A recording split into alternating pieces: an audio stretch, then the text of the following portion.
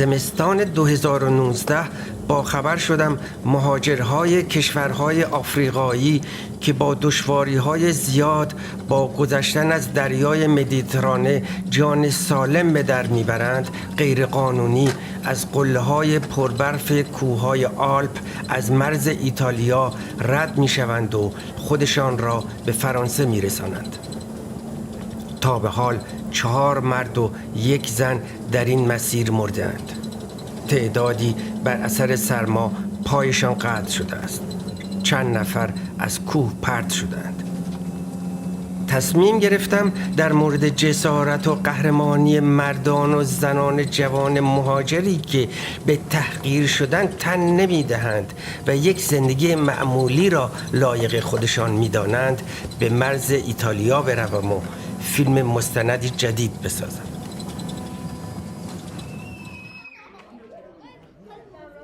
سال 2017 تعدادی از مردم داوطلب بریانسون این ساختمان قدیمی را به خوابگاه همبستگی تبدیل کردند و به مهاجرهایی که از کمین پلیس مرزی فرار کردند جای خواب و خوراک می‌دهند.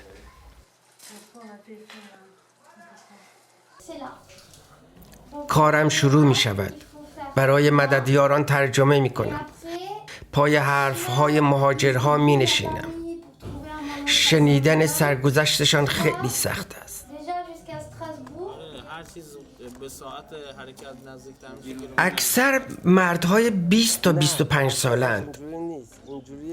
زوجهای جوان با کودک خردسال هم زیادند. چند نوزاد در مسیر فرار از مرزها به دنیا آمدند.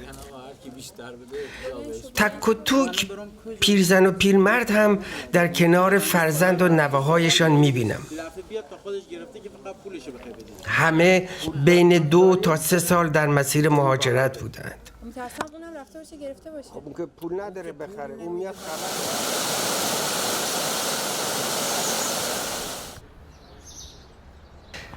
تا به حال درباره جنبش‌های سیاسی، اجتماعی، ترورهای سیاسی و حقوق پناهندگی فیلم مستند کم نساختم.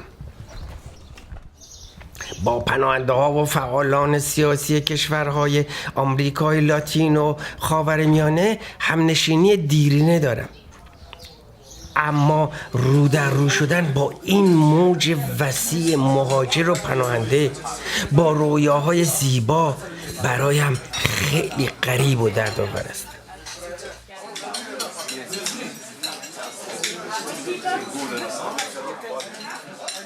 در بریانسون با صدها مهاجر دوست آشنا شدم.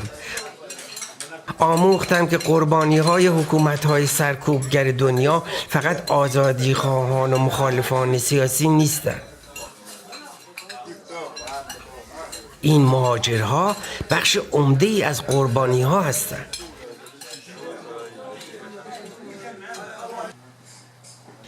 گرچه 40 سال است که با زندگی در تبعید خو گرفته و هویت جدیدم شده، اما آنچه در بریانسون دیدم یک تراژدی انسانی است. یکی از نتیجه های دلخراش نابرابری در سطح دنیا را دیدم. موج بزرگ جوانها و زوجهای جوان با کودکان خردسال را دیدم که به این سو و آن سوی دنیا پرتاب می شوند. سخت پریشانم. به دوستای نزدیکم تلفن میزنم. میگویم که با دیدن این تراژدی انسانی خواب به چشمهایم نمی آید. کابوس رهایم نمی کند. تراژدی اینقدر سنگینه که یک نفر و یا یک گروه توان کاستن از اون رو نداره.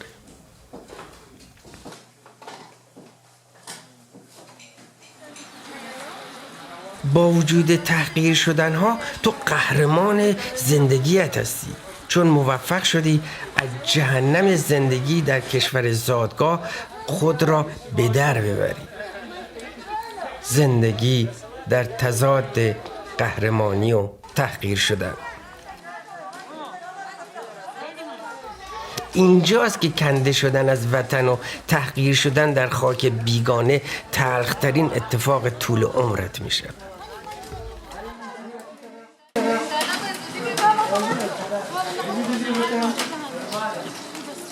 حسن والله حسن